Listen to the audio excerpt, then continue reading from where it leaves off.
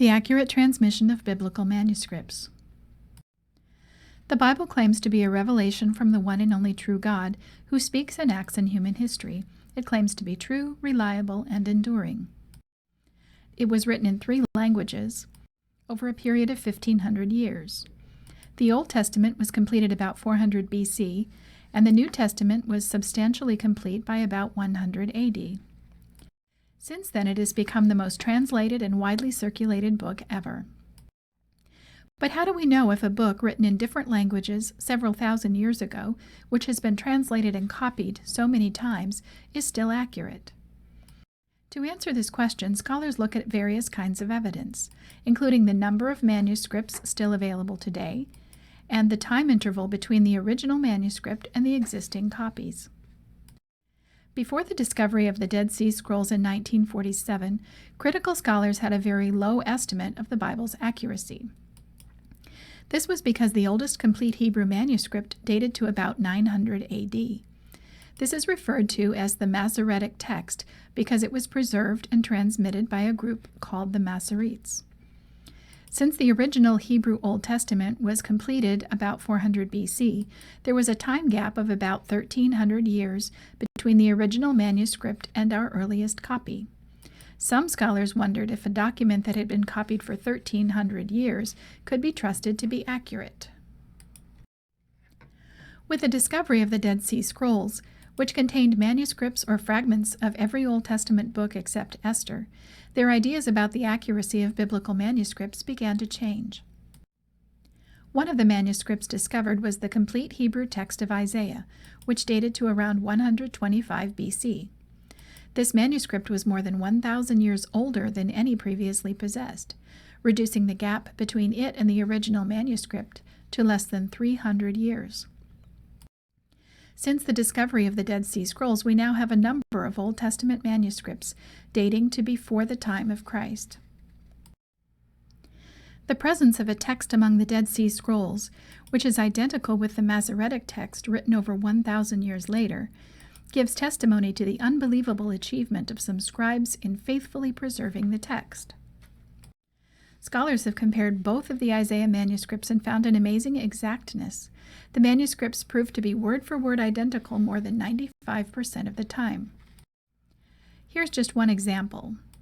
Of the 166 words in Isaiah 53, there are only 17 letters in question. 10 are simply a matter of spelling, which does not affect the meaning. 4 are minor stylistic changes, such as conjunctions. The remaining 3 letters make up the word light, which was added in verse 11, but does not greatly affect the meaning. In this chapter of 166 words, there is only one word in question after 1,000 years of transmission, and this word does not significantly change the meaning of the passage. Furthermore, the word light is supported by the Septuagint, which is the Greek translation of the Old Testament, as well as an Isaiah scroll found in the first cave of Qumran. The Dead Sea Scrolls have demonstrated that the Old Testament texts have been preserved accurately and passed down virtually without change. We can summarize the textual evidence from the Old Testament this way. Although there is not an overabundance of manuscripts, the ones we do have been shown to be extremely accurate, and the time interval between the original manuscript and the oldest existing copy is less than 300 years. When we look at the New Testament manuscripts, the results are even more dramatic. We will look first at the number of manuscripts that are still available today.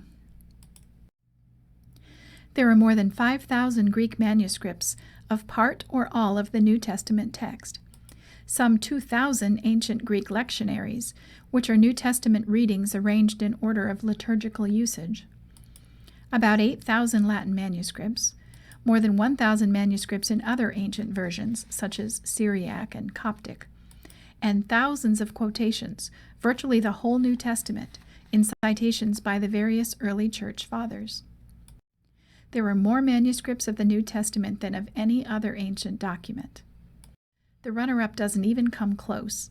The ancient work with the second largest number of surviving manuscripts is Homer's Iliad, which has only 643 copies that still survive.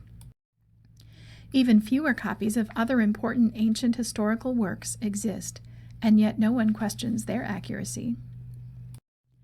No other document of antiquity even begins to approach the number of New Testament manuscripts still available. Now let's look at the time intervals between the original New Testament manuscripts and the oldest copies that still survive. We will compare them to the works of an ancient historian named Thucydides, who wrote a first-hand account about the Peloponnesian War in ancient Greece. There is a 1,300-year gap between his original manuscripts and the oldest manuscript that still exists. As we have previously mentioned, the New Testament was completed near the end of the 1st century A.D. Two excellent 4th century manuscripts still exist, making a time gap of just 200 to 300 years between them and the original manuscript. Other fragments exist from 100 to 200 years earlier still, from the first half of the 3rd century. A manuscript of John, missing only 22 verses, exists from about 200 A.D. And the earliest known New Testament fragment was circulating in Egypt only about 40 years after it was written. This short time gap, or even this one, is still small when compared with other ancient writings, like Thucydides' history, or the 7 plays by Sophocles, which we know from a manuscript written more than 1,400 years after the poet's death.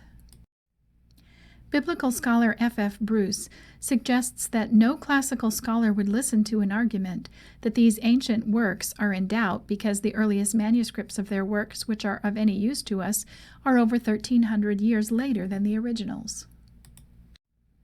He points out that the evidence for our New Testament writings is ever so much greater than the evidence for many writings of classical authors, the authenticity of which no one dreams of questioning. We can summarize the textual evidence from the New Testament this way. Manuscript evidence is far more abundant than for any other ancient Near Eastern literature, and the amount of variation among these documents is very small. The variant readings about which any doubt remains affect no material question of historic fact or of Christian faith and practice. The interval, then, between the dates of original composition and the earliest extant evidence becomes so small as to be in fact negligible, and the last foundation for any doubt that the Scriptures have come down to us substantially as they were written has now been removed. Both the authenticity and the general integrity of the books of the New Testament may be regarded as finally established. After examining the evidence, Sir Frederick Kenyon stated confidently, "The Christian can take the whole Bible in his hand and say without fear or hesitation that he holds in it the true Word of God, handed down without essential loss from generation to generation throughout the centuries." The 3 main sources for this presentation are the New Testament documents, Are They Reliable? By F. Bruce, How Reliable is the Bible? By Richard M. Davidson, and A Ready Defense by Josh McDowell. In our next presentation, we'll look at the historical reliability of the Bible.